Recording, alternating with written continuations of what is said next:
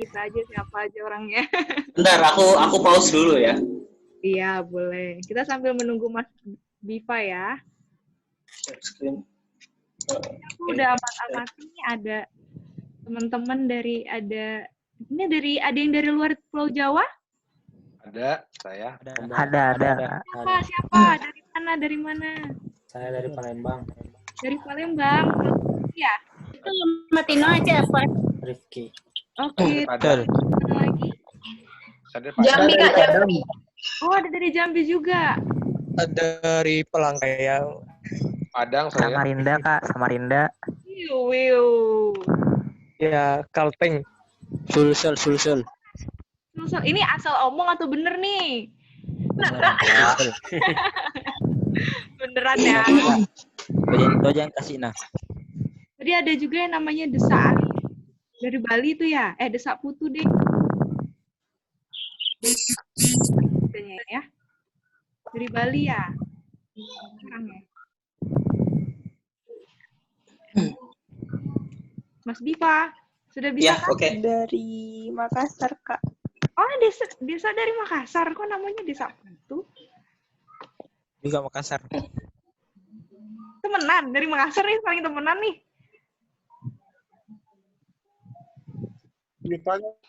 Kebetulan. Yes. Oke deh, nanti untuk hari ini kita akan jelasin. Perkenalkan dulu, saya Asvini. Saya sebenarnya salah satu mentor kalian, tapi hari ini saya mendampingi Mas Biva untuk menjadi moderator. Kok mukaku nggak kelihatan ya? Mukaku kelihatan nggak sih, guys? Kelihatan. Kelihatan ya? Sangat Untuk menjadi moderator dari materinya tentang proses kepailitan. Nanti di awal Mas Biva akan menjelaskan dulu apa itu proses kepailitan. Teman-teman nanti aku mute semuanya ya. Siap. Mengganggu suaranya. Terus kemudian nanti Mas Biva pasti kalau di pertengahan nanti Mas Biva mau bertanya, itu nanti baru teman-teman boleh chat. Teman-teman tahu cara chatnya kan? Tahu ya? Tahu nggak? Tahu ya? Cara chat aja nanti aku onin mic-nya. Gitu. Nanti baru di akhir, saat sesi tanya-jawab dan diskusi, aku onin semua mic-nya. Jadi ketika diskusi, teman-teman yang tahu atau lebih paham daripada teman yang lainnya dan bisa menjawab pertanyaan teman lainnya, itu boleh. Itu ya. Nah, aku mute dulu semuanya. Itu mau mulai. Oke, Mas Biva, silahkan.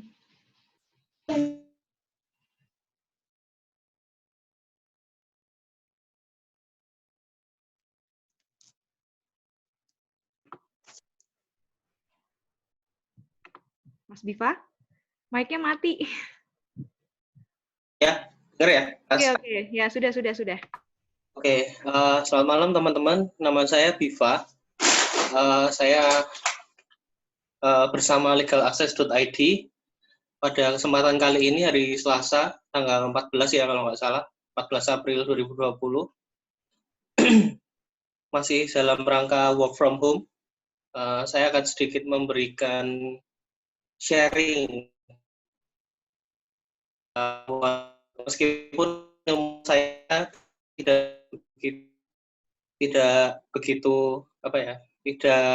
begitu 100% menguasai mengenai kepailitan. Nah, alasan saya memberikan ilmu ini karena memang ada kaitannya dengan pekerjaan saya.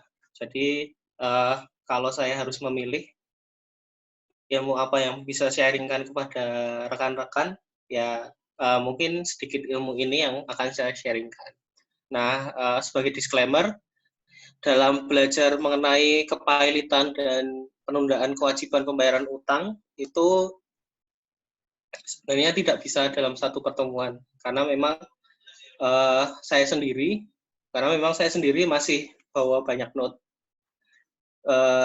Undang-Undang Nomor 37 Tahun 2004 selalu saya bawa setiap hari. Kemudian ada notes-notes saya bawa setiap hari dan beberapa materi lain. Jadi untuk memahami hukum kepailitan itu memang harus dibiasakan kita mengurusi kasus kepailitan.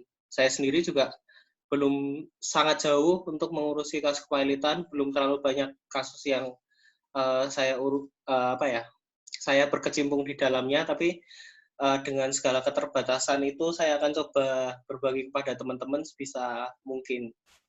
Nah, itu yang pertama. Yang kedua adalah mungkin ada orang yang memang tertarik dengan kepailitan, dan namun demikian ketika melihat Undang-Undang Nomor 37 Tahun 2004 suka bingung sendiri. Suka bingung sendiri dalam artian kok pasalnya kok suka bolak-balik ya. Depan, belakang, habis itu balik lagi ke depan, habis itu balik lagi ke belakang. Nah, sebenarnya setelah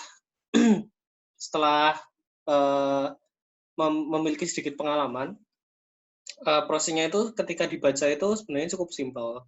Nah, cuma kembali lagi, detail-detail yang ada di dalamnya memang harus terus dipelajari, dan kita sejujurnya tidak bisa hafal di luar kepala, karena setiap kasus ada keunikan tersendiri, dan dari keunikan itulah kita harus terus-menerus menjadikan buku atau undang-undang lah, yang paling penting undang-undang, baik itu Undang-Undang Nomor 37 Tahun 2004, Undang-Undang PT, kemudian ada juga BW, ada juga HIR, ada juga AB, undang-undang sebelum HIR ya, itu sebagai pegangan kita. Juga buku-buku dari para ahli yang terlebih dahulu sudah menulis. Nah, pada hari ini saya akan sharing mengenai proses kepailitan. Nah, kepailitan itu prosesnya sebenarnya panjang, cuman di sini yang akan saya tekankan adalah mengenai sebenarnya filosofi kepailitan itu apa. Kemudian setelah tahu filosofi kepailitan itu,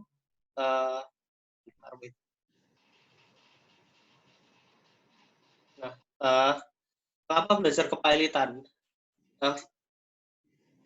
Kembali lagi tadi, kenapa saya tekankan filosofi kepailitan, karena apa sih yang dicari dalam suatu proses kepailitan ini, yang ketika saya berdiskusi dengan beberapa teman, termasuk ada juga beberapa kurator swasta, itu kadang salah memahami.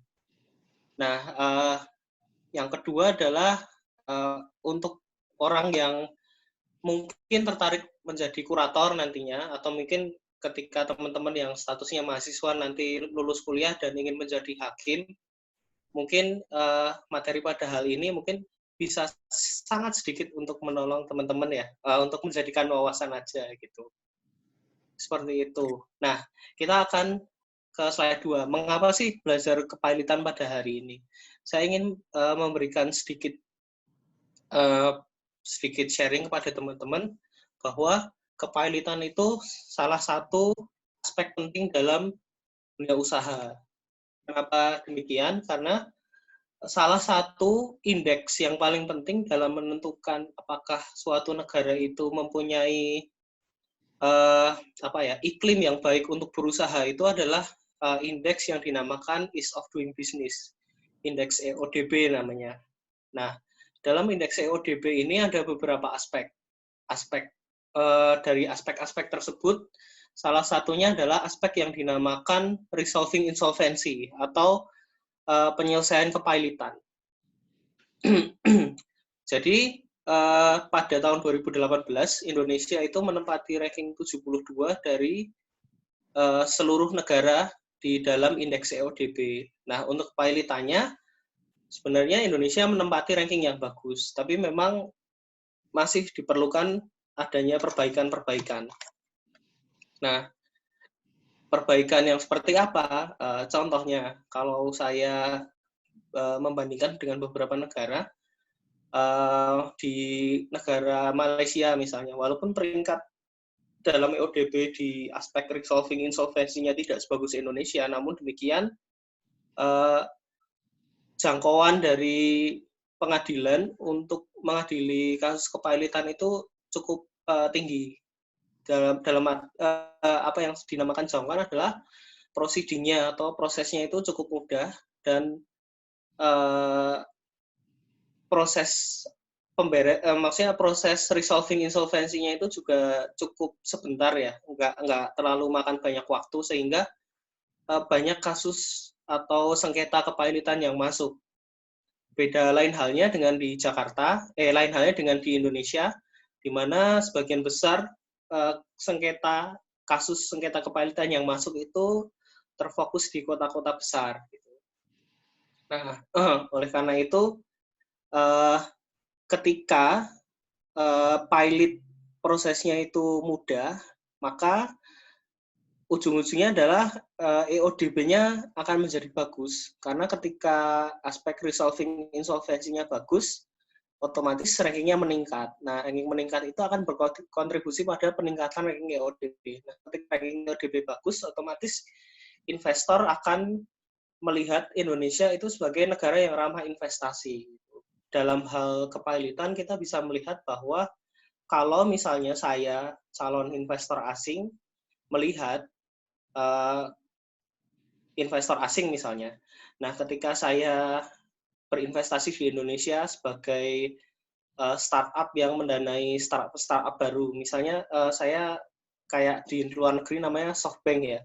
Ketika saya berinvestasi di Indonesia mendanai startup baru, otomatis kan uang saya lari ke perusahaan-perusahaan yang ada di Indonesia misalnya. Namun demikian, apabila perusahaan-perusahaan tersebut pilot dan proses untuk menarik dana yang sudah saya berikan, maksudnya sudah saya pinjamkan sebagai kreditor itu susah, maka otomatis saya tidak akan tertarik untuk berinvestasi di situ. Nah, bagaimana cara agar kita tahu bahwa gampang kok menarik dananya ketika nanti akan terjadi insolvensi atau kepailitan? Itu caranya adalah kita hanya perlu melihat ranking EODB-nya saja. Itu indeks yang menjadikan indeks yang bisa dilihat, indeks yang paling simpel untuk dilihat. Oleh karena itu yang menjadikan kepailitan itu suatu proses yang penting dalam dunia usaha. Seperti itu. Nah, dalam pilot di Indonesia itu ada aktor-aktornya, ada terms-termsnya yang paling umum. Sebenarnya kepailitan itu apa sih? Nah, kepailitan itu memang sita umum gitu. Sita umum atas apa? Sita umum atas kekayaan debitor. Nah, harusnya kan kepailitan itu kan kondisi ya. Kondisi, misalnya kalau kita pilot, nah, orang-orang kan biasanya melihatnya, oh dia pilot, berarti dia bangkrut. Nah, di sini kenapa nggak dikatakan bahwa sita umum itu suatu kondisi yang, oh kita bangkrut, karena memang kondisi pilot itu belum tentu kita bangkrut. Gitu. Karena ketika kita bangkrut itu kondisinya bukan pilot, tapi kondisinya itu namanya insolvensi. Oleh karena itu, istilah kepailitan dalam pasal 1 S1 itu sendiri, istilahnya adalah sita umum atas semua kekayaan debitor pilot yang pengurusan dan pemberesannya dilakukan oleh kurator di bawah pengawasan hakim pengawas. Gitu. Nah, pilot itu ketika kita ingin memohonkan pilot atau menggugat pilot lah ya, itu ada persyaratannya. Nah, persyaratannya ada di pasal 2 ayat 1 Undang-Undang Kepailitan, Undang-Undang Nomor 37 tahun 2004. Syaratnya adalah adanya debitor. Debitor maksudnya orang yang punya utang ya. Ketika orang punya utang, jumlahnya 2 dari 2 kreditor atau yang memberikan hutang dan tidak membayar lunas. Dari misalnya dua kreditor. Nah, salah satu dari 2 kreditor tersebut hutangnya tidak dibayar lunas dan telah jatuh tempo, misalnya janjinya mau bayar bulan depan gitu, tapi tidak dibayar bulan depan. Maksudnya termin pembayaran lah. Kalau janji kan lebih ke prestasi ya. Maksudnya termin pembayarannya adalah Februari, tapi ternyata Februari tidak dibayar gitu. Dan dapat ditagih. Biasanya utang yang jatuh tempo itu pasti bisa ditagih. Nah, apabila ada syarat-syarat yang demikian, itu bisa dinyatakan pilot, tapi dengan putusan pengadilan. Gitu.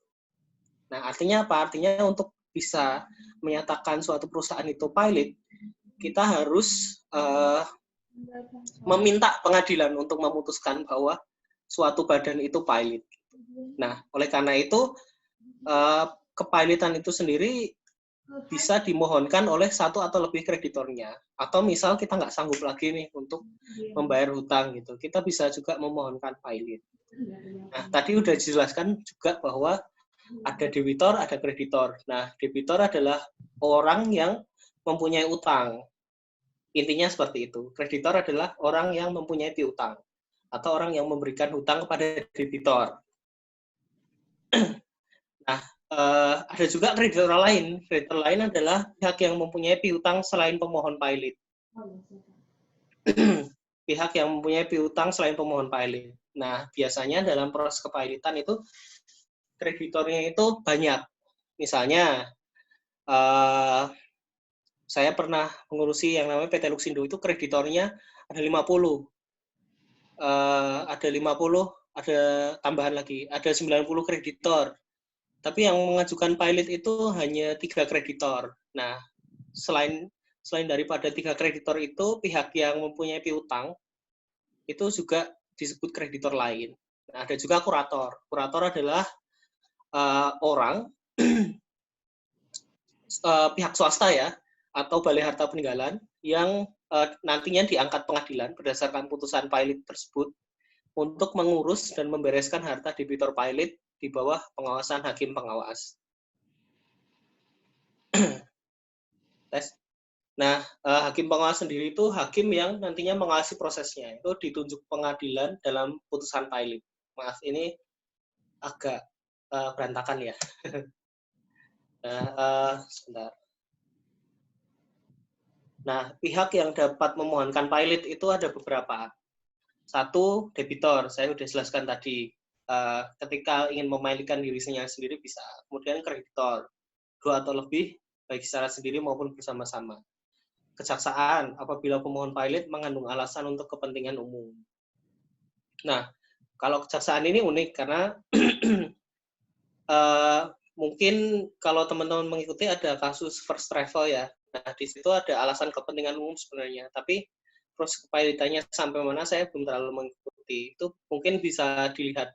Kalau misal prosesnya dipilotkan oleh kejaksaan itu mungkin bisa menjadi suatu contoh. Nah, kemudian Bank Indonesia kalau debiturnya bank, nah Bapepam atau OJK kalau misal debitornya itu adalah lembaga yang bergerak di bursa efek atau penjualan valuta asing, lembaga clearing, lembaga penjaminan yang terkait dengan pasar modal dan uang yang mungkin sifatnya virtual ya. Nah, seperti itu. Manajemen aset mungkin bisa. Kemudian yang terakhir adalah Menkeu. Menkeu ini menjadi pemohon kalau debiturnya adalah satu perusahaan asuransi, reasuransi, artinya perusahaan yang mengasuransi perusahaan asuransi, perusahaan dana pensiun, atau BUMN yang bergerak di bidang kepentingan publik. Biasanya BUMN yang diberikan penugasan untuk melaksanakan monopoli usaha. Misalnya PLN kan usahanya kan monopoli. Kemudian Pertamina kan usahanya monopoli. Jasa Raharja kan perusahaannya monopoli. Atau bisa juga perusahaan BUMN yang bukan monopoli, tapi bergerak di bidang kepentingan publik. Misalnya Jasa Marga atau perusahaan-perusahaan lain yang seperti itulah contohnya. Nah, lanjut. Nah, yang akan kita pelajari hari ini sebenarnya cukup singkat. Saya akan brief aja memberikan sharing ilmunya. Pertama adalah flow kepailitan. Flow kepailitan ini mengandung sedikit background. Kenapa sih ada kepailitan? Kemudian adalah yang kedua adalah proses pemeriksaan. Kemudian yang ketiga adalah tindakan yuridis setelah putusan pilot. Yang keempat adalah perdamaian. Nah, oke, kita sampai sini ada yang bertanya nggak? Nanti aja. Habis flow kepailitan. Nah, ini flow kepailitan. Nah, pertama-tama saya jelaskan bahwa tujuan proses kepailitan itu sebenarnya adalah bukan untuk main sita-sitaan gitu, bukan untuk bancaan atau bukan untuk membangkrutkan suatu perusahaan gitu. Misalnya ada orang, kita pilitin aja, kita nanti bagi-bagi uang gitu.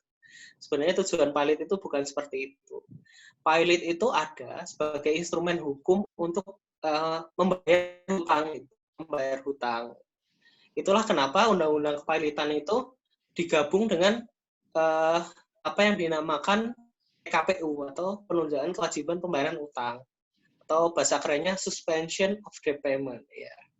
Nah, ini dibuat itu agar dunia usaha itu ketika mempunyai hutang yang banyak tapi mempunyai hutang yang banyak itu memiliki jalan keluar untuk bagaimana sih proses penyelesaiannya, juga untuk melindungi si kreditor juga. Kalau misal debitornya bandel nih, nah nanti prosedurnya gimana, enaknya gimana, untuk enak-enakan aja. Nah, tujuan untuk berdamai ini, kalau misal diterapkan dengan konsekuen, itu akan memberikan kepastian hukum untuk dunia investasi gitu. Maksudnya kalau ada permasalahan hutang yang jelimet gitu, kalau ada permasalahan hutang yang seperti itu tapi susah diselesaikan dan negara memberikan instrumen hukum yang tidak hanya bagus tapi sederhana dan cepat, itu akan memberikan kepastian dalam dunia usaha, dan efeknya juga multiplier efeknya nantinya akan memberikan kemanfaatan terhadap masyarakat juga.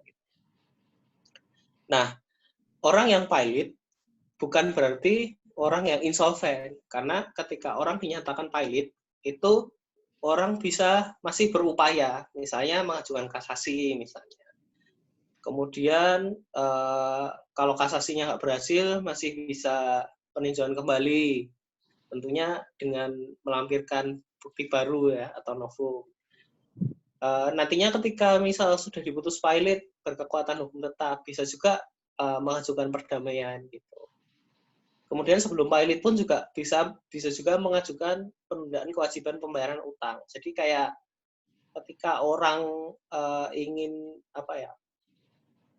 ketika kreditor dan debitor saling bersengketa terkait hutang dan piutangnya, nah Undang-Undang Nomor 37 Tahun 2004 tentang kepailitan atau instrumen hukum kepailitan di Indonesia ini bisa menjadi solusi agar tidak hanya mereka berdamai, tapi gimana caranya bisnisnya tetap jalan gitu. Walaupun ini undang-undang kepailitan, tapi sebenarnya adalah bangkrut atau insolven itu jalan terakhir lah. Seperti itu. Nah, di sini kalau kita melihat flow-nya, nah, kreditur itu ketika orang pilot lah ya, ketika orang pilot itu ada kreditur, ada debitur. Nah, asumsi yang ada adalah asetnya itu lebih sedikit kan daripada asetnya itu lebih sedikit daripada utangnya gitu.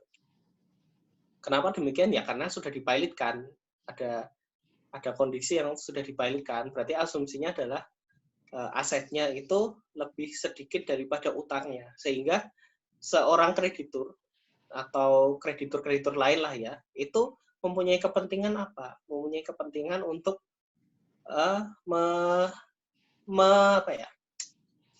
mengambil uang mereka kembali. Misalnya saya udah minjemin 1M gitu. 1M ke perusahaan yang asetnya 50M. Tapi utangnya 100M dan prosesnya dipilotkan. Tapi artinya adalah saya sebagai kreditur ingin kan aset saya yang dipinjam sama si debitur ini balik lagi 1 miliar. Masalahnya krediturnya itu banyak gitu loh, nggak cuma satu, tapi ada 50 misalnya. Yang terjadi adalah adanya aset distress gitu. Kenapa aset distress? Karena asetnya itu tertekan gitu, berusaha direbut oleh semua orang. Nah, oleh karena itu kembali lagi ke pasal 1 bahwa dalam proses kepilitan harta yang sifatnya tidak sebanyak dari hutang itu harus diletakkan sita umum. Kenapa sita umum? Karena hartanya itu diamankan dulu lah sebelum nanti dibagi-bagikan gitu secara prorata. Nah, yang mengelola harta yang diamankan tadi siapa? Ya oleh kurator. Nah, kurator nanti akan mengelola dan membaginya secara proporsional. Gitu. Nah, sebenarnya flow kepilitan itu juga nggak seribet yang ada di buku. Maksudnya gampangnya lah ya. Pertama dimulai dari gugatan. gugatan, kemudian lanjut ke sidang atau pemeriksaan sampai peninjauan kembali hingga keluar putusan yang sifatnya apa ya, final and binding lah bahasa Inggrisnya, inkrah atau berkekuatan hukum tetap. Kemudian hakim pengawas dan kurator ditunjuk, kemudian sama-sama membuat pengumuman ke berita negara, dan ada jadwal pencocokan utang. Ini juga pemanggilan kreditor. Di sini ya, ini lupa ada rapat kreditor juga nantinya. Kemudian dari rapat kreditor itu ada pencocokan utang. Mana ya pencocokan utangnya? Belum ditulis, maaf. Nah, dari pencocokan utang ini biasanya nanti akan keluar proposal perdamaian. Nah, kalau misal ada proposal perdamaian dan disetujui oleh para kreditor, maka kepalitan akan berakhir dan damai gitu. Nah, kalau tidak, maka insolvensi. Insolvensi adalah keadaan gagal bayar tadi, dan otomatis asetnya bisa dijual atau dilelang oleh kurator gitu untuk membayar hutang-hutang dari kreditor. Gitu. Nah, kemudian kalau perdamaiannya disetujui oleh kreditor sebelum kepalitan berakhir, itu harus direview oleh hakim pengawas dulu. Nah, kalau hakim pengawas menyetujui rencana perdamaian itu, ya kepalitan berakhir. Nah, maka kalau tidak, kepalitan itu kondisinya nanti akan insolvensi. Nah, rencana perdamaian itu sendiri juga memberikan ruang berdemokrasi ya artinya.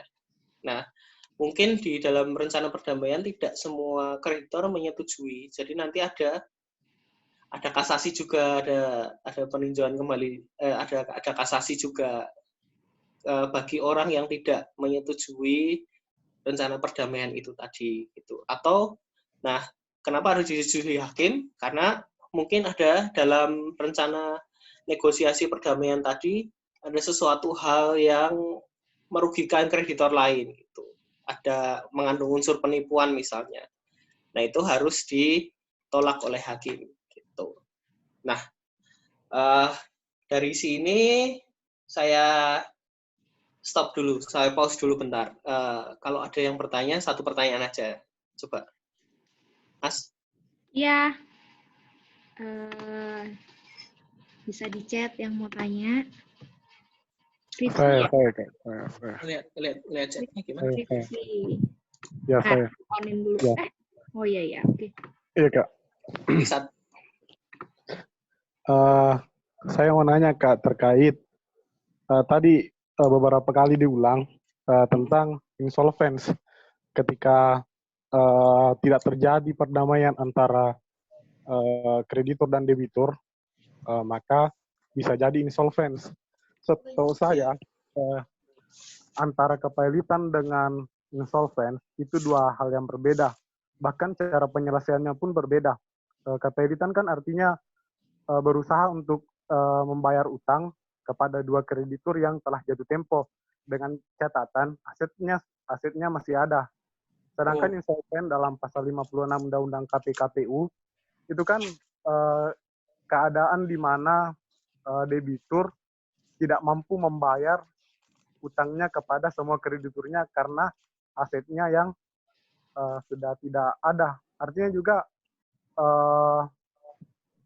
artinya antara aset yang dimiliki dengan utang yang harus kewajiban yang harus dipenuhi itu kan tidak balance, Kak.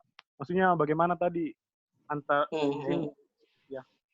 Ya, sebenarnya itu merujuk. Bentar. Sebenarnya itu merujuk ke pasal 178 ya. Jadi ketika dalam rapat pencocokan itu nggak ada rencana perdamaian atau rencana perdamaian yang ditawarkan tidak diterima atau pengusahaan perdamaian ditolak. Nah, berdasarkan putusan yang telah memperoleh kekuatan hukum tetap demi hukum, harta pilot nantinya akan berada dalam keadaan insolvensi. Oh, artinya perusahaan sampai dalam keadaan insolvens, artinya sampai asetnya tidak ada.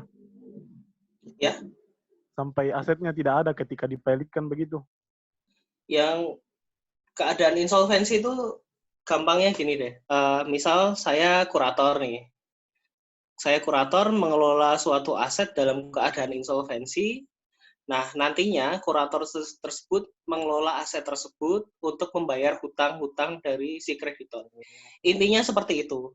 Kalau Tapi misal asetnya itu lebih sedikit daripada hutangnya, maka otomatis ketika dibagi itu asetnya akan habis sama sekali. Paham sampai sini? iya, iya.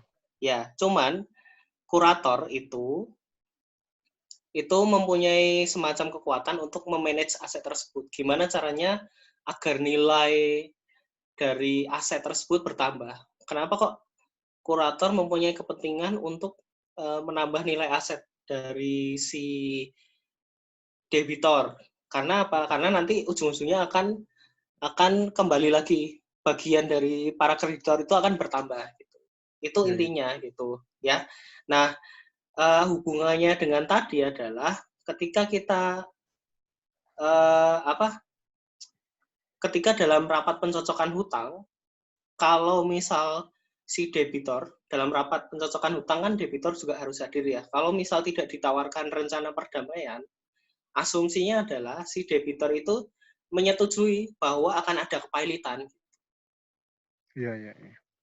Kalau debitor itu diasumsikan menyetujui akan ada maksudnya atas kepailitan tersebut, berarti kan memang ya udah gitu, jual-jualin aja buat bayar utang debitor. Kalau misal masih sisa ya kasih lagi, bisa kepailitan bisa berakhir, sisanya bisa dikasih direhabilitasi.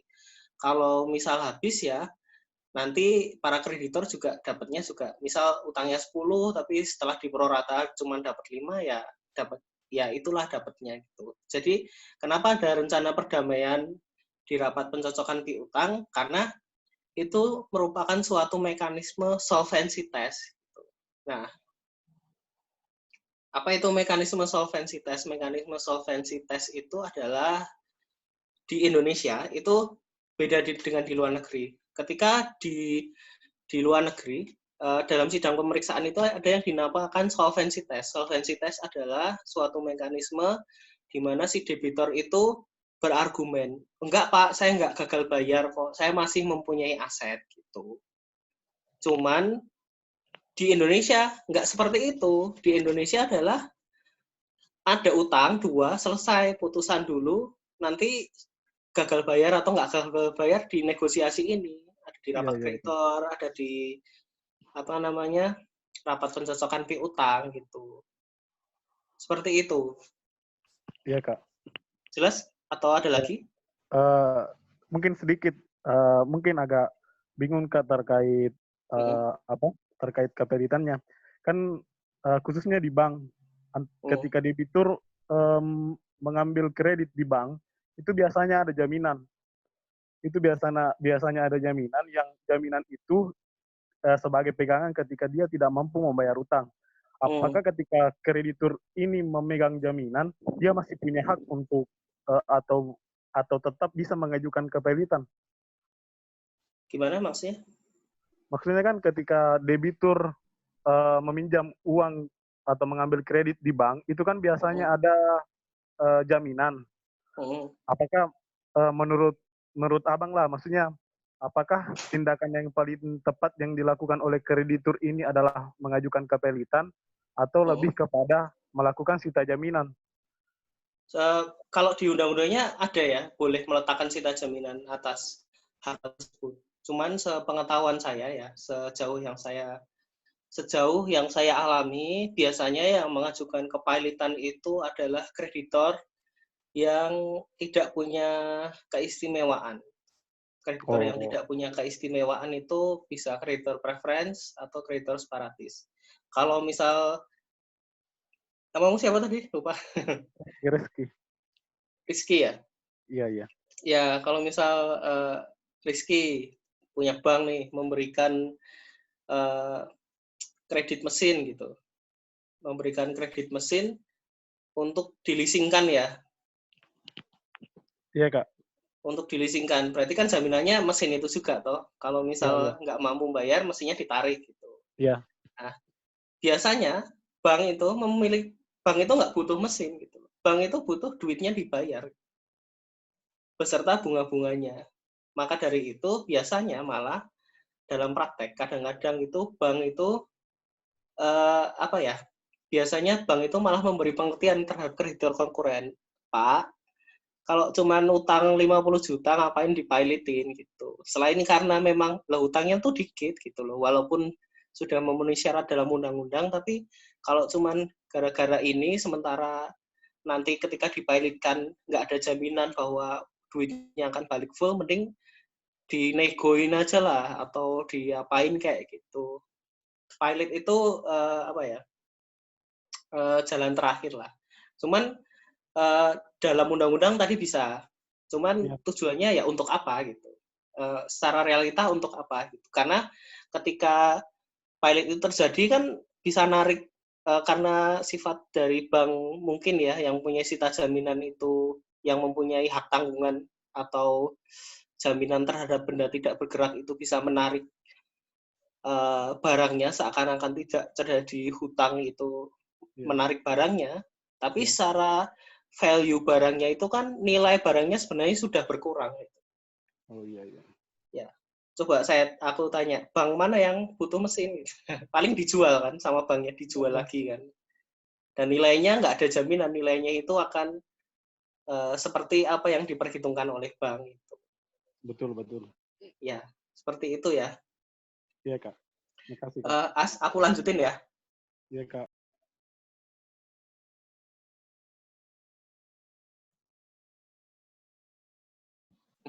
Oke, lanjutin Kak. Tadi ada beberapa juga yang coba jawab di chat. Mungkin Kak Biva bisa lihat juga. Ya, oke. Nah, ini banyak sih sebenarnya detail dari permohonan kepilotan, cuman saya cuman menerangkan formalnya aja. Gitu. 1, permohonan pilot itu kepada ketua pengadilan pertama. Kemudian yang mohon pilot itu harus advokat, kecuali oleh kejaksaan, BI, Bapepam, dan Menkeu. Nah, mengajukannya itu ke domisili hukum terkait. Artinya apa? Artinya ya ini, kalau misal di Sumatera Utara ya, Samosir ya, di Samosir. Berarti kan ini kok Jakarta ya? Ini berarti Pengadilan Niaga Medan. Nah, kalau misal lokasinya di Bandar Lampung gitu, berarti di Pengadilan Niaga Jakarta. Kalau Semarang, Jateng DIY dan seterusnya. Kemudian hukum acara yang berlaku itu KUH Perdata. Kemudian putusan setelah didaftarkan itu harus disampaikan selambat-lambatnya 60 hari. Artinya apa? Artinya proses pilot ini memang proses yang sifatnya cepat ya, karena memang terkait dengan bisnis itu. Juga terkait dengan kepastian hukum dalam dunia usaha. Karena ketika dunia usaha tidak ada kepastian hukum, ya susah, nanti berusahanya seperti apa gitu. Debitor dan kreditor itu dalam Undang-Undang Kepilotan mempunyai kepentingan agar putusan pilot itu diputuskan secara cepat. Oleh karena itu, dalam undang-undangnya dituliskan seperti ini oleh pembuat undang-undang. Kemudian diadili di pengadilan niaga juga, di lingkup pengadilan yang khusus gitu. Seperti itu. Nah, walaupun permohonan kepilotan diadili dengan hukum acara, tapi dalam sidang tingkat pertama itu tidak ada yang namanya replik dan duplik. Itu ada hubungannya dengan 60 hari tadi. Yang ada adalah gugatan, jawaban, pemeriksaan bukti, kesimpulan, lalu putusan. Kemudian kalau tidak menerima keputusannya, tidak ada banding, langsung kasasi. Permohonannya ya ini, 60 hari juga. Kalau misal masih nggak terima, peninjauan kembali. Seperti itu. Nah, ini proses setelah kepilotan ya. Nah, setelah kepilotan ada beberapa proses sih sebenarnya. Pertama putusan dulu, kemudian putusan berkekuatan hukum tetap, dan setelah berkekuatan hukum tetap, ada rapat kreditor, di sisi lain kurator udah mulai bekerja mengamankan aset-asetnya, mencatat, kemudian udah mulai berkoordinasi dengan hakim pengawas untuk menyusun jadwal verifikasi pajak dan pencocokan piutang. Kemudian setelah itu mulai dilakukan tindakan verifikasi pajak dan pencocokan piutang. Nah, di sini yang seperti saya jelaskan kepada Mas Rizky tadi, kemudian ada yang dinamakan proses untuk mencapai akord bahasa Belandanya atau perdamaian, composition. Nah, setelah composition dicapai, kemudian hakim memberikan mengesahkan perdamaian, homologasi. Maaf ya, ini saya bikin presentasinya. Nah, kalau misal tidak disahkan oleh hakim, itu dinyatakan insolvensi. Setelah dinyatakan insolvensi, kemudian dilakukan pemberesan, kemudian kepahilitan berakhir. Nah, kalau homologasi disahkan, kepahilitan langsung berakhir di situ. Gitu. Nah, ini kalau di breakdown satu-satu, panjang banget. Dan jujur saya juga nggak hafal satu-satu, jadi harus lihat buku lagi, harus jelasin lagi gitu. Jadi untuk proses kali ini saya akan untuk materi kali ini saya akan sampai proses yuridisnya dulu, kemudian perdamaian. Setelah itu mungkin saya akan saya akan bahas dikit-dikit di seri video kepahilitan di channel legalaccess.id. Nah, ini proses yuridis setelah kepahilitan yang ada hubungannya dengan perdamaian. Nah, perdamaian itu sebelum ada rapat pencocokan utang, itu debitor pilot menyampaikan rencana perdamaian. Ya, karena apa? Karena dalam rapat pencocokan utang tadi, atau ada time frame di mana debitor itu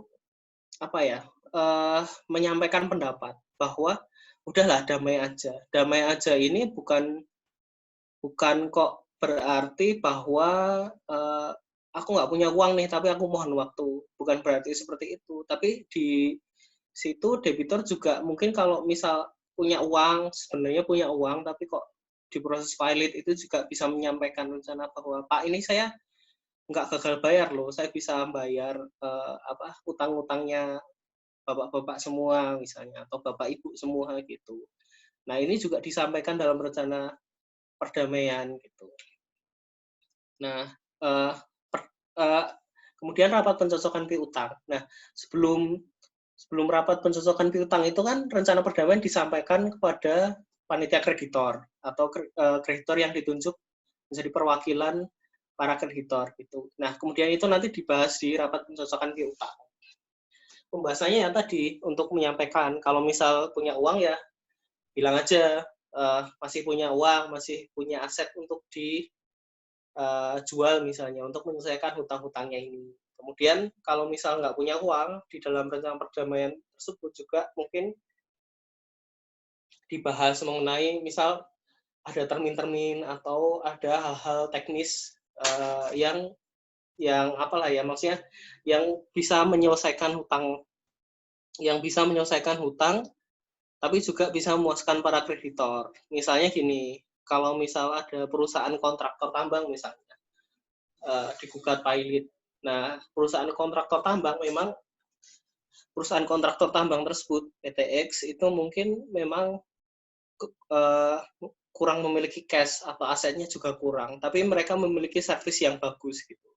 Nah, mungkin di rencana perdamaian itu mereka bisa menyampaikan kepada para kreditor untuk memberikan servis mereka gratis misalnya, atau upahnya diskon. Pak, ini damai aja ya Pak, nanti saya kasih deh servis gratis untuk untuk kerja di tambangnya Bapak tanpa bayar selama 3 tahun, atau ini tak diskon aja ya Pak ya, tapi kita damai gitu. Itu contoh-contohnya. Kemudian setelah disetujui, ada sidang untuk menyetujui perdamaian. Kalau misal dalam rencana perdamaian itu ada yang mungkin keberatan, atas rencana perdamaian tersebut, karena kan mungkin tidak semua orang atau kreditor itu yang menyetujui rencana perdamaian tersebut. Nah, yang keberatan bisa mengajukan kasasi. Kemudian ada putusan kasasi atas upaya hukum perdamaian. Nah, itu merupakan proses yuridis dari kepailitan yang ada hubungannya dengan apa yang saya sampaikan di awal tadi, bahwa kepailitan itu merupakan suatu jalan untuk membayar hutang. Gitu. Dan insolvensi, gagal bayar yang berujung pada kebangkrutan, bahasa kerennya misalnya, itu merupakan pilihan terakhir. Jadi saya menyampaikan bahwa ini proses yuridis yang nanti ujung-ujungnya damai kok. Nah, masih panjang sebenarnya dan banyak sekali detail yang mungkin saya sendiri kalau misal ditanya harus buka buku dulu gitu. Tapi dari apa yang saya sedikit sampaikan ini semoga memberikan ilmu ya, walaupun nggak banyak gitu. Mungkin itu aja. Terima kasih telah mendengarkan materi dari saya pada malam hari ini. Wassalamualaikum warahmatullahi wabarakatuh. Waalaikumsalam warahmatullahi wabarakatuh. Terima kasih Kak Biva. Oke nih Kak Biva, sepanjang Kak Biva jelasin, udah lumayan banyak teman-teman yang diskusi via chat. Mungkin Kak Biva bisa sambil lihat. Terutama soal insolvensi sih. Kak Biva boleh minta tolong ini slide-nya di stop share dulu? Oke, stop share ya. Ya, biar bisa kita lihat semuanya di sini, wajahnya. Oke. Oke. Ada pertanyaan kah? Kita akan buka 2 sesi pertanyaan. Dua dulu. Dua sesi, 2 dulu. Enggak. Ini 2 dulu, nanti kalau ada yang 2 lagi gitu. Oh ya, 2 sesi per sesi 4. 2 sesi per per sesi 2. Oke, siapa yang mau tanya dulu? Saya Chandra Catra. Oke. Malam. Silakan. Iya. Malam, Pak. Diva. Ya, saya masih muda, Pak.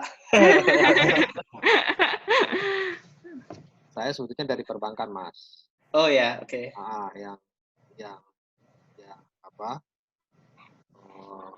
Yang mengurus berkaitan dengan aset recovery ya. Tidak bermasalah. Tapi saya belum pernah melakukan ini, gugatan kepailitan ini. Tapi konon katanya memang mekanisme ini tidak begitu menarik bagi bank karena recovery-nya kecil, Mas. Recovery-nya kecil. Pertanyaan saya, apakah memang upaya melalui mekanisme ini hanya terhadap aset-aset yang memang nilainya itu kecil, sehingga tidak bisa menutupi nilai utangnya? Satu, yang kedua, kemudian bagaimana dengan aset-aset yang terpasang hak tanggungan? Apakah itu bisa dilakukan melalui mekanisme? Ketiga, apakah kekuatan hukum perdamaian itu ingkrah? Artinya kalau terjadi wan prestasi terhadap perdamaian, itu sudah mempunyai kekuatan hukum tetap. Artinya kalau terjadi wan prestasi, itu bisa dilakukan, mempunyai kekuatan eksekusi. Oke. Saya rasa demikian. Terima kasih, Mas. Oke. Ingat nggak tuh Mas Biva pertanyaannya? Oke. Yang lain kayaknya pertanyaannya, aduh saya manggilnya apa ya? Panggilnya apa, Pak? Mas aja lah ya, kita nggak boleh. Mas ya? Oh, Mas ya? Mas Catra, pertanyaan Mas Catra mengenai, ini mungkin terkaitnya lebih bukan kepailitan ya Mas ya, karena restru jadi dia lebih ke PKPU ya, lagi menghadapi PKPU ya, tapi bisa juga, karena izin ya menjawab ya. Nah, karena kalau bank itu biasanya memberikan pinjaman itu pasti ada hak tanggungannya kan, Pak. Pasti kan ya.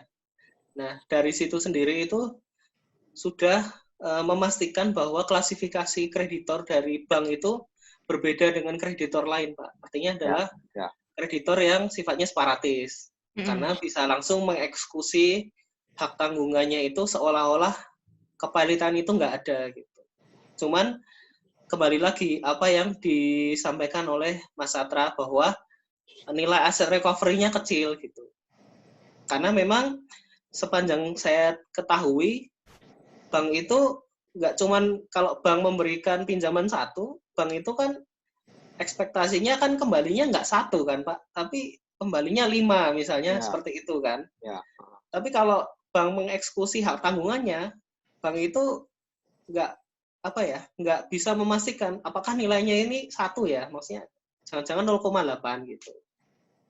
Nah, makanya itu kepilitan itu biasanya memang untuk perbankan yang sudah memberikan pinjaman yang ada hak tanggungannya. Maksudnya kalau hak tanggungan kan biasanya tanah ya Pak ya. Nah, tapi ada juga yang sifatnya hipotek, misalnya yang mesin gitu, mesin yang gede yang setiap tahun nilai bukunya turun gitu Pak. Pasti ketika ada jaminan benda tidak bergerak di situ, ketika ada kepilitan, walaupun sudah dieksekusi, tapi nilainya kan pasti turun kan Pak ya. Nah, itu yang dinamakan recovery rate-nya kecil. Dalam survei EODB memang di Indonesia untuk setiap $1 aset, nilai recovery rate-nya itu masih di bawah $0,7. Artinya adalah ketika orang mempunyai 1.000 misalnya, uangnya biasanya cuma kembali 700 gitu. Makanya ini yang membuat tidak populer, mekanisme kepilitan ini tidak populer gitu. Nah, tapi kalau mau seperti itu bisa, cuman ketika nanti putusan pilot itu diputuskan pada hari itu juga, walaupun di putusan pilot itu keberlakuannya adalah serta-merta, artinya ada zero hour principle. Misalnya kita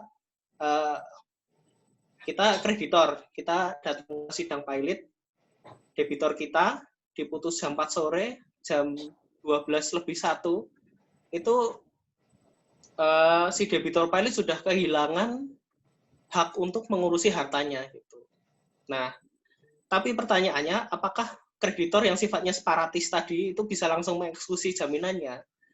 Belum bisa, karena ada masa stay, Pak. Masa stay itu adalah 90 hari. Jadi nunggu dulu 3 bulan, baru bisa mengeksekusi jaminannya.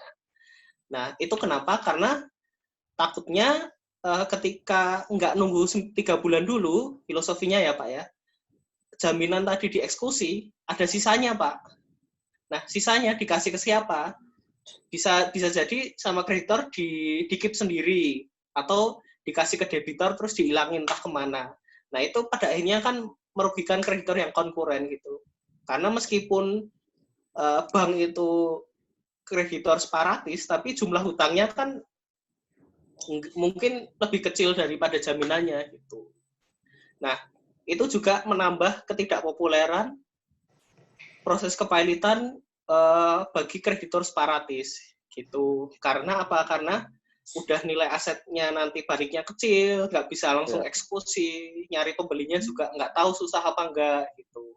Nah, kalau tanah atau rumah kan gampang Pak, tapi kalau kapal yang usianya udah lumayan tua itu nyari pembelinya juga susah. Mesin yang spesifik, misalnya mesin pembuat kacamata gitu, yang mau beli siapa gitu. Ya itu. Nah, itu juga nanti ada hubungannya dengan apa yang dinamakan tadi Pak, rapat pencocokan utang itu. Nah, karena kreditor separatis ini nggak mempunyai suara dalam pencocokan hutang, biasanya mereka ini nggak bisa turut campur dalam rapat pencocokan piutang. Tapi kan mereka mempunyai suatu bank biasanya mempunyai suatu ketakutan, waduh jangan-jangan kreditor mau nih bangkrut nih gitu. Nah, di undang-undang itu bisa aja sebenarnya kreditor separatis. Kalau nggak salah dalam pasal 149 itu kreditor ingin menurunkan statusnya dari kreditor separatis ke kreditor konkuren. Gitu. Nah, itu trade off Pak. Kita nggak bisa eksekusi karena kita udah masuk jadi kreditor konkuren, tapi kita punya suara untuk menentukan bahwa misalnya suaranya orang-orang itu di quorum 40 gitu. Tapi nilai suaranya bank itu sebenarnya 60 gitu. Cuman karena kita kreditor separatis, walaupun dihitung-hitung suara kita 60, tapi kita nggak bisa turut campur di rapat kreditor konkuren karena kita separatis, kita nggak punya hak suara gitu. Nah, tapi di sisi lain kita mempunyai kepentingan, wah perusahaannya sangat pilot, nanti kalau pilot saya nggak ini bank ini nggak balik modal nih, udah rugi bandar gitu. Nah, untuk melindungi kepentingan bank, kita masuk bisa jadi kreditor konkuren dengan suatu mekanisme itu nanti kita kayak nego lah, suara kita lebih banyak dari suara kreditor yang lain, jadi nanti perdamaian jadi disetujui. Atau mungkin di rapat penentuan perdamaian ada dua pihak yang 50-50 suaranya nih. Nah, kita bisa masuk nih memihak yang mana sesuai kepentingan kita gitu. Itu seperti itu, Pak. Kurang jelas, Pak? Terhadap aset yang terpasang hak tanggungan, kira-kira gimana, Mas? Apakah kalau aset yang terpasang hak tanggungan itu ya tadi, Pak, kan yang namanya aset yang sudah terpasang hak tanggungan otomatis menjadikan bank itu sebagai kreditor separatis. Kalau mau mengeksekusi hak tanggungan tersebut bisa, tapi harus menunggu dulu 3 bulan gitu.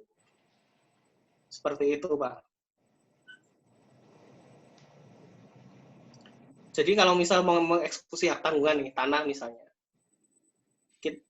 putusan pilot hari Senin gitu. Hari Selasanya kita belum bisa mengeksekusi hak mengeksekusi jaminan berupa hak tanggungan tersebut karena harus menunggu dulu 3 bulan gitu.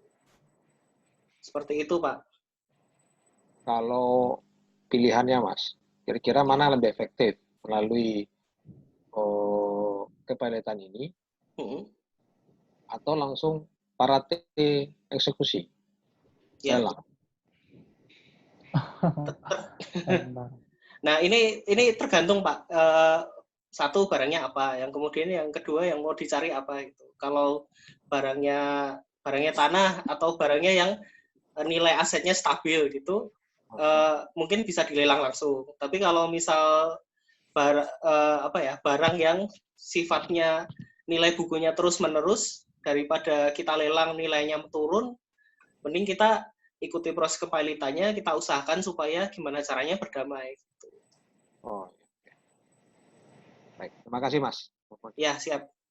Oke, ini ada yang raise hand. Mas Yogi Prastia. Kayaknya Oke, dari halo, tadi Mbak. mau itu dinyalain dong, Mas, kameranya biar saya bisa lihat mukanya. Oke, dinyalain ya, ampun. Nggak kelihatan nih, mau saya tanya nggak tahu mukanya. Teman-teman juga nggak tahu, bukan saya doang maksudnya.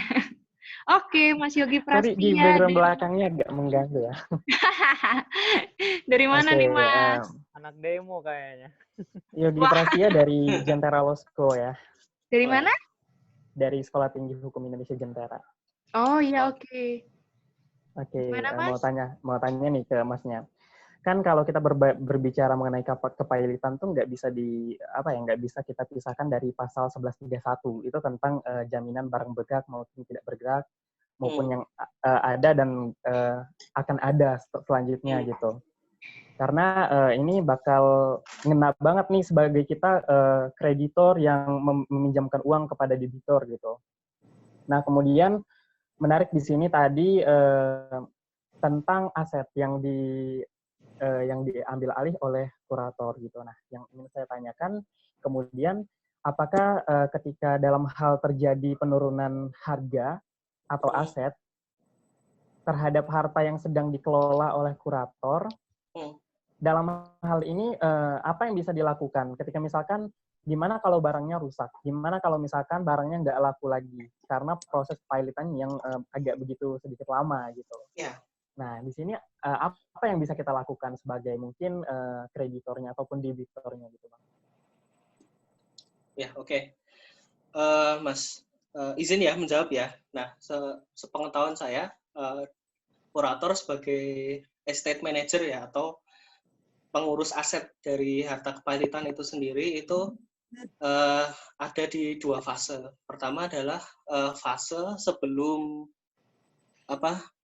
si debitor itu dinyatakan insolven, masih dalam rangka solvency test.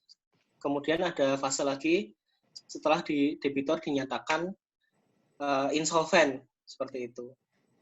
Nah, kalau dalam fase solvency test atau debitor belum dinyatakan insolven oleh pengadilan, biasanya peran kurator dalam mengurus aset ini adalah hanya menjaga, Mas, menjaga, menyegel, menjaga, mencatat gimana caranya biar asetnya itu nggak dihilangkan oleh pihak-pihak yang tidak berkepentingan. Gitu. Nah, kalau sudah insolven, nah ini tugas kurator yang sesungguhnya adalah gimana caranya menjaga nilai. Gitu. Nah, yang Mas sampaikan itu tadi benar, karena kalau kita lihat data, yang saya sampaikan tadi, aset recovery-nya itu nggak bisa $1 banding $1. Artinya adalah setiap $1 aset insolven, kreditor bisa balik $1. Pasti ada terjadi penurunan nilai gitu. Nah, itu hampir pasti terjadi di setiap kepailitan. Kenapa? Karena memang yang paling susah dikerjakan oleh kurator, salah satunya adalah tracking aset gimana.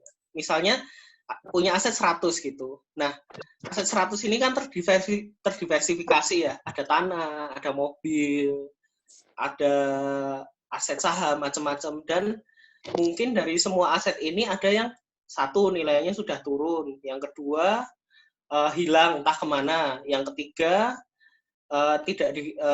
yang kedua hilang entah kemana, yang ketiga susah dicari, sama ya, susah dicari sama hilang entah kemana ya. Nah, yang keempat mungkin ada tapi posisinya di luar negeri, itu agak lebih susah lagi. Nah, itulah yang menyebabkan aset recovery rate-nya itu nggak bisa tinggi gitu. Nah, dari sisa aset yang sudah bisa diselamatkan tadi, nah tugas kurator adalah menjaga gimana caranya agar nilai aset tersebut itu kalau nggak bisa nambah ya jangan berkurang gitu. Misalnya dari 100 aset kita cuma bisa menyelamatkan 70 aset. Nah, kalau udah insolven, nah tugas kurator itu sebelum membagi-bagikan kepada kreditor bisa berkoordinasi untuk gimana caranya nih aset ini bisa nilainya bisa meningkat. Kalau mau dibagiin sekarang, Mas dapatnya cuma setengah. Tapi kalau ini diurusin dulu sementara, nanti nilainya bisa naik lagi gitu. Ini ada contoh, kalau nggak salah kepailitan Fokker ya, Fokker. Ada perusahaan pesawat di luar negeri namanya Fokker ya, Belanda kalau nggak salah. Itu mereka bahkan recovery rate-nya nggak 1-1 gitu. Tapi ketika mereka mengurusi recovery rate-nya itu bisa 2-1 dan kepailitannya berakhir, sisa dananya dikembalikan ke debitor. Itu suatu contoh yang berhasil. Tapi ini nggak bisa nggak bisa berlaku maksimal di Indonesia. Gitu. Kenapa? Karena proses kepailitan kita masih belum secepat proses kepailitan di negara-negara Eropa, Singapura, Malaysia maupun Australia ya.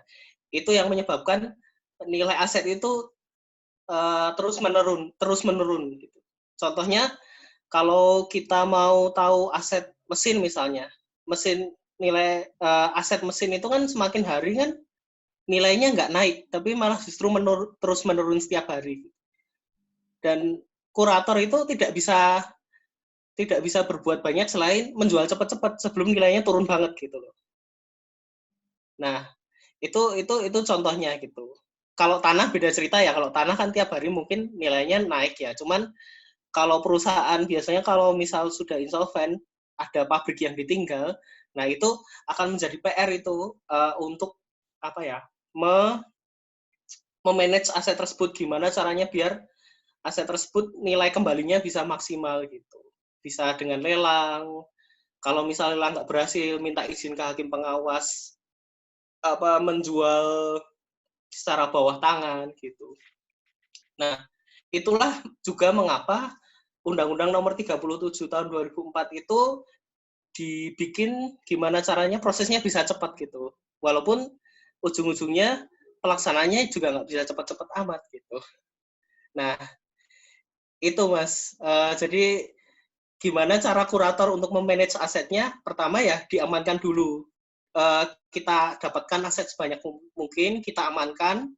Kalau misal udah insolven, kita klasifikasi dulu yang harus dijual cepat yang mana, yang bisa ditungguin untuk dijual nanti yang mana, atau mungkin ada opsi ketiga kita bisa urusi dulu biar nilainya naik banyak, itu juga bisa. Tapi yang bisa dilakukan kurator ya selain kita harus tegas untuk mengamankan, mendapatkan aset sebanyak mungkin, kita juga harus mempunyai keputusan yang cepat juga tepat gitu.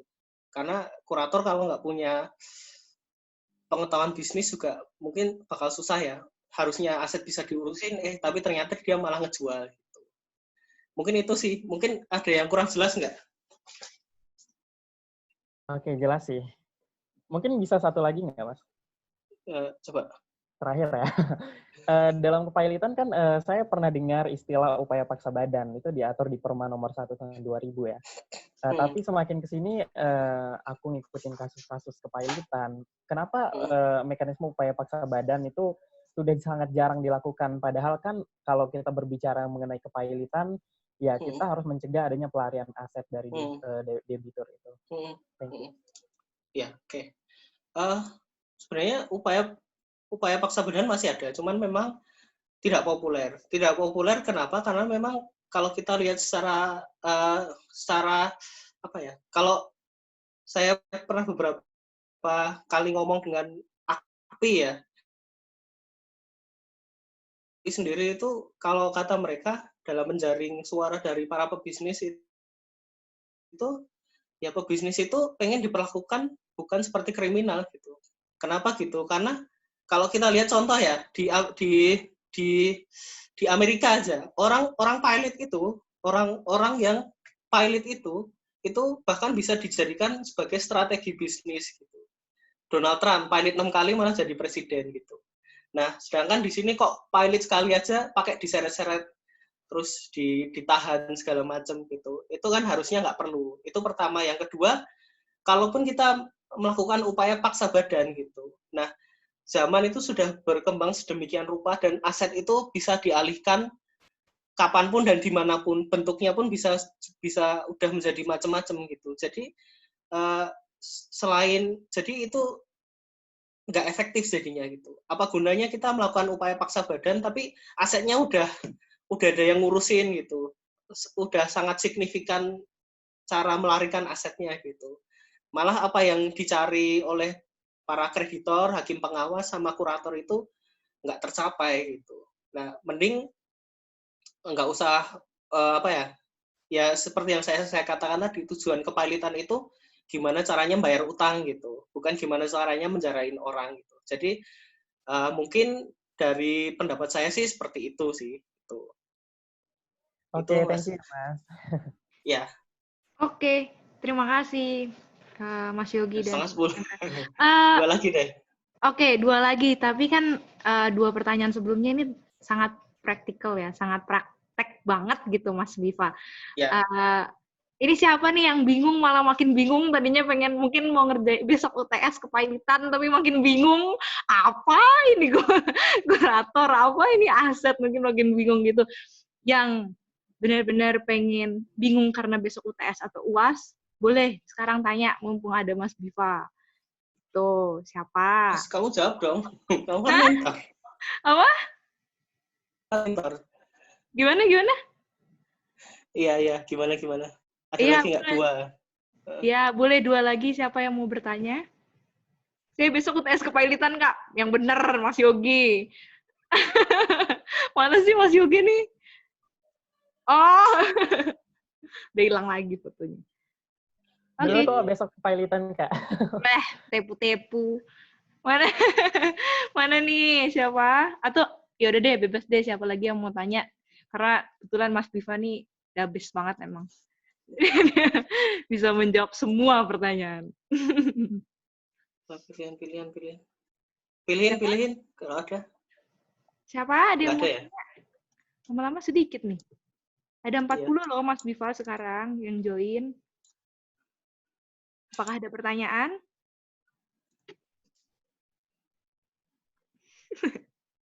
Rizky Saputra. Masih aja nih yang di grup tadi ya, ngutang di warteg. Aku baca lu. Siapa lagi? Ada yang mau bertanya? Mas Diva, saya mau bertanya. Nah, oke. Silakan Mas Rifki Kenalin. Maulana. Dari mana Mas? Kenalin diri dulu. Saya Rifki Maulana, saya dari Indramayu. Oh ya.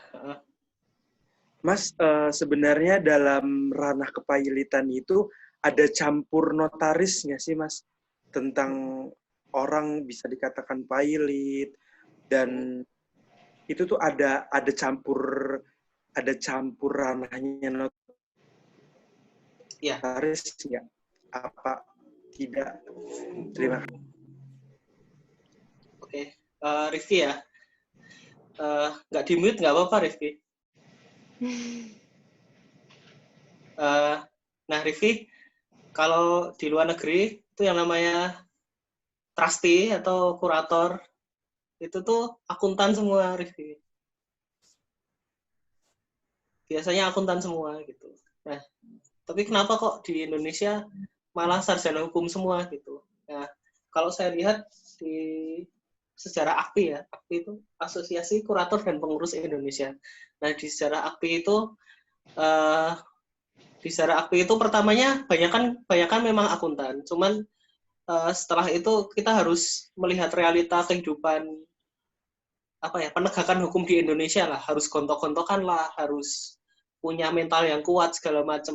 Nah, para akuntan itu yang biasanya kerja di meja terus rapat-rapat gitu, nggak sanggup ngadepin preman-preman. Misalnya kita mau nyegel gudang gitu, ada premannya nggak sanggup gitu. Akhirnya sedikit demi sedikit di take over sama para sarjana hukum gitu. Cuman di dalam proses kepailitan sendiri, sebagai kurator itu mempunyai kertas kerja sendiri gitu. Jadi skill akuntansi itu memang diperlukan. Gitu. Untuk menjadi kurator sendiri nggak harus bisa kok kayaknya dari sarjana yang bukan hukum gitu. Ya cuman memang akuntan publik sama kurator itu beda gitu. Lebih keras lah kerjanya gitu. Lebih keras lah kerjanya. Detailnya banyak sih, cuman gimana? Mas Biva, saya mau bertanya lagi. Sebenarnya saya pernah baca artikel gitu, bahwa orang yang pengen menjadi kurator itu apakah harus mempunyai modal yang benar-benar modal strong terhadap diri kita sendiri untuk menjadikan kurator, dan kalau kurator itu kan emang bersifat swasta kan untuk bisa merekap kekayaan perusahaan yang akan dipailitkan. Apakah benar, Mas? Jadi ya ini insight aja ya, karena saya bukan kurator swasta. Saya bukan kurator swasta. Bedanya kurator swasta sama kurator negara adalah uang. Kalau kurator negara itu uangnya, upah fee kuratornya sepenuhnya masuk ke negara. Tapi kalau kurator swasta, upahnya sepenuhnya masuk ke kantong swasta gitu. Ada tapinya, tapi upah tersebut dibayarkan di akhir gitu. Dibayarkan di akhir maksudnya apa? Maksudnya ya tergantung, kalau kita bisa recovery aset atau menyelamatkan aset lebih banyak ya bayaran kita jadi lebih banyak gitu. Nah, itu juga yang menjadikan kurator itu harus punya modal, yang modal duit lah, yang modal strong, karena bayarannya di akhir gitu, bayarannya nggak di awal gitu. Jadi kita harus menyiapkan lah. Kalau misal para kreditor bisa dalam tanda kutip ada talangan nggak nih buat operasional nyelamatin aset ya beruntung gitu. Tapi kalau misal nggak ada ya kita keluar dana terus segala macam, yang ada malah kita rugi bandar gitu. Itu kerap terjadi, sangat kerap terjadi gitu. Nah, strong ya harus strong. Kalau kita nggak bisa nyegel gudang ya gimana gudang itu nanti bisa dilikuidasi terus jadi duit gitu loh. Memang secara di atas kertas bayarannya tinggi ya, wah tinggi nih, bisa sampai 8% loh dari aset yang dipailitkan. Terus orang mulai bayangin nih, wah Telkom pilot 8% dari asetnya 100 miliar gitu, Hotman Paris segala macam. Nah, itu kan kalau misal perusahaan yang memang perusahaan yang bagus gitu loh, asetnya tertata dengan rapi, dilacaknya mudah, disegelnya gampang lah. Tapi kalau misal Mas Rifki misalnya dapat job sebagai kurator di perusahaan yang dia itu nipu mulu gitu loh, asetnya sembunyiin sana, sembunyiin sini, susah dilacak gitu. Iya. Untuk alih-alih untung malah kamu yang jadi pilot sendiri gimana gitu. Karena ngeluarin duit terus gitu. Terus aset yang udah diselamatin susah banget buat dijual gitu. Yang ada malah kamu nggak untung, malah minus gitu.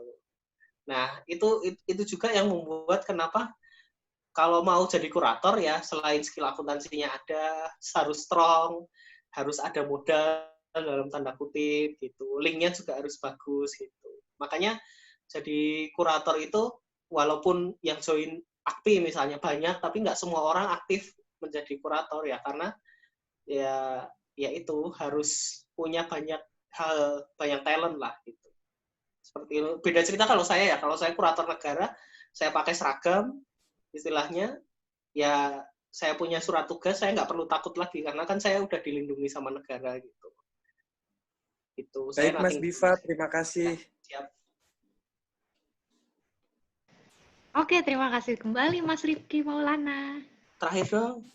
Oke, ini sebenarnya banyak tahu Mas Biva di di chat yang pada diskusi dan dibantu jawab. Terima kasih nih untuk Mas Yogi dan Mas siapa nih? Reski Saputra, mana mukanya Reski Saputra? Aku nggak lihat malah di sini. Halo, Mas Reski.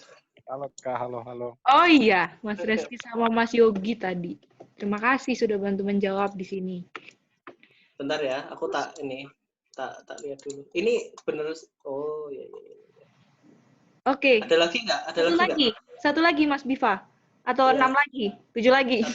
Satu lagi.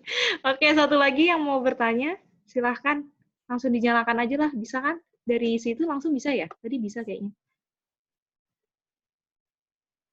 Ada? Ada. Boleh tanya lagi nggak, Mas? Biva. Oke, Mas Catra. Terakhir, ya udahlah, terakhir. Kira-kira Mas Biva, satu deh, nanti satu lagi Mas Biva. Iya. Ada nih dari chat nih, dari Mas Raymando Huta Barat. Ya, setelah Pak Mas Catra, silahkan. Iya. Ya. Ketika debitur sudah dinyatakan insolvent, kira-kira apa konsekuensi yang diterima setelah itu, Mas? Ya, gimana? Apa konsekuensi ketika debitur dinyatakan insolvent?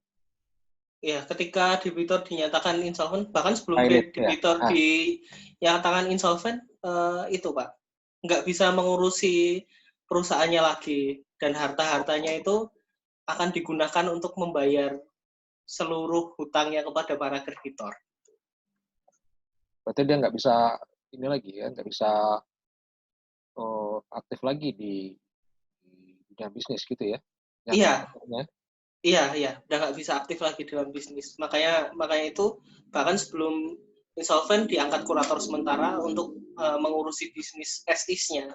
Artinya PLH lah Pak, pelaksana hariannya nanti jadi kurator sementara. Terima kasih Mas. Ya. Oke, Mas Biva, ini ada satu pertanyaan dari Mas Raymando Huta Barat. Mana Mas Raymando? Mas Raymando. Masih ada nggak? Kalau nggak jadi dijawab nih. Udah nggak ada ya? Pertanyaannya lewat chat, Mas Biva. Gimana? Dapatkah kreditor mengajukan permohonan pilot ke pengadilan niaga dalam perjanjian yang telah disepakati terdapat klausula arbitrase?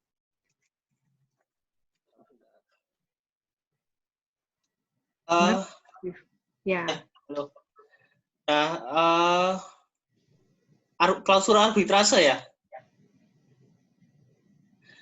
Nah, harus dilihat dulu di pasal 2 ayat 1. Nah, apakah memenuhi gitu. Walaupun ada klausul arbitrase, tapi kalau perjanjiannya itu ada 2 kreditor, kan dia salah satu kreditor nih, perjanjiannya memuat klausul arbitrase.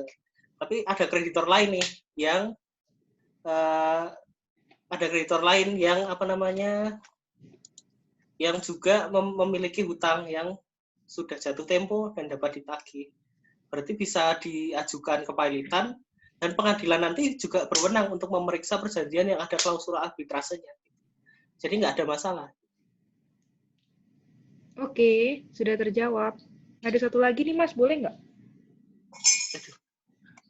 Udah ya, terakhir ya, 9:30. Enggak, dia hanya minta untuk mengulang konsekuensi dari terjadinya insolvensi.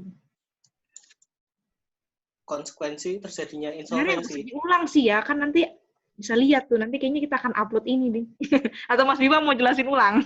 Tadi kan Mas Chandra tanya konsekuensi insolvensi, nah dia minta diulang nih. Kalau insolvensi, denger nggak? Dengar. Bentar. Insolvensi itu kan keadaan tidak mampu bayar ya. Kalau udah keadaan tidak mampu bayar ya, hartanya akan di-manage sama kurator untuk kemudian digunakan untuk membayar hutang-hutang kepada seluruh kreditornya gitu. Udah. Oke, sudah selesai. Jadi terima kasih untuk teman-teman yang semuanya yang sudah mau menyempatkan waktunya untuk bergabung dan belajar bersama di sesi kelas kepailitan Legal Access ini. Sampai jumpa di kelas-kelas lainnya, entah itu bersama saya atau bersama Mas Biva, di kelas kepailitan lagi atau bukan. Yang pasti kita di sini belajar bareng-bareng. Terima kasih banyak Mas Biva udah menjelaskan tentang kepailitan, yang pada intinya itu proses supaya menyelamatkan si debitornya, bukan untuk memojokkan debitornya. Terima kasih banyak juga teman-teman. Semoga nggak kapok ikut kelas ini, dan terus stay ya di grupnya, dipantengin terus, siapa tahu ada update, ada kelas baru. Biva ngeri bos, mantap, dari Arif. Temenmu ya Mas? Apa siapa Mas? Jangan lupa Kak, share file PPT-nya. Oke, terima kasih banyak teman-teman. PPT-nya biar bagus dulu nanti di-share. nanti dirapin dulu katanya sama Mas Biva. Ini kemungkinan juga akan kita upload, kemungkinan ya akan kita upload di YouTube. Pokoknya teman-teman terus belajar bareng di legalaccess.id, pantengin terus, jangan lupa lihat YouTube-nya, jangan lupa like, comment, and subscribe, jangan lupa follow IG-nya. Pokoknya kita di sini semua belajar bareng-bareng lah. Ada case baru, ada materi baru, semua belajar bareng-bareng. Terima kasih buat semua teman-teman. Ini akan aku tutup. Terima kasih banyak. Bye. Thank you. Thank you. Terima kasih. Thank you.